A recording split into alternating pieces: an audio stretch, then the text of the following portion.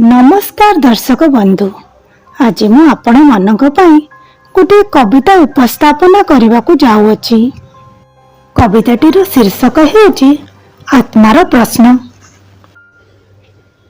कविताटीर लेखिका हेउचंती श्रीमती प्रतिमा मिश्र।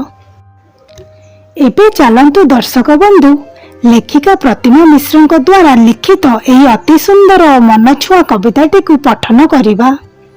आत्मार प्रश्न। आत्मा कहे परमात्मा को, मते तमे केते भल पाओ। सागरर जलराशि परी, अनंत आकाश भली, किंबा धरित्रीर धूली माटी गोड़ी परी। हे आत्मा, तुमको मु सृष्टि कली मोहरी आत्मारू तुमको मु भल पाए बोली। हाड़ मांस रक्त दे गढ़िली शरीर, मस्तिष्क रे बुद्धि दे लगाइली शिर। चक्षु देली पुणी देखिबाकू जगत सुंदर, नासा देली घेनिबाकू पवनर धारा, कर्ण देली शुणिबाकू बाणी और संगीतर मधुर स्वर, मुख देली खाइबाकू स्वादिष्ट आहार, कंठ देली कहिबाकू पुणी कथा सुमधुर। हृदय को थापी देली हेबा पाई प्रेमिक प्रबर, मन देली छुईबाकू स्नेह और प्रीतिर संसार।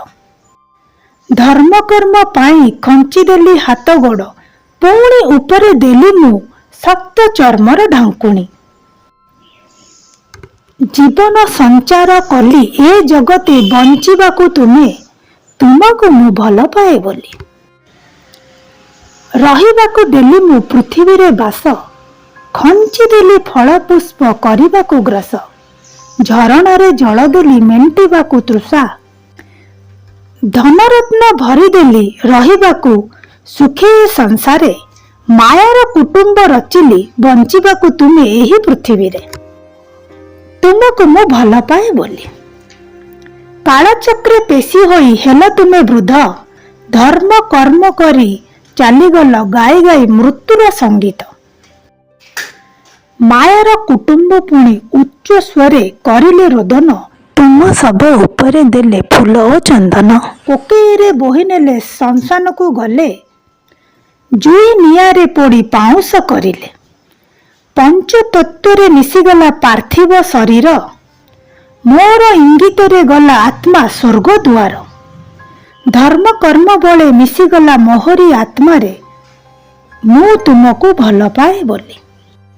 मु स्रष्टा, मु अटे दैव विधाता, मोर इंगितरे चले संसारर सबु कथा। तेणु मोर भल पाइबार मापकाठी नाही, जिए मते भल पाए ताकु मु भल पाई। दर्शक बंधु, यह थिला आत्मार प्रश्न कविता। कविताटी जदि भल लागिला तेबे लाइक, सब्सक्राइब और कमेंट करंतु। धन्यवाद।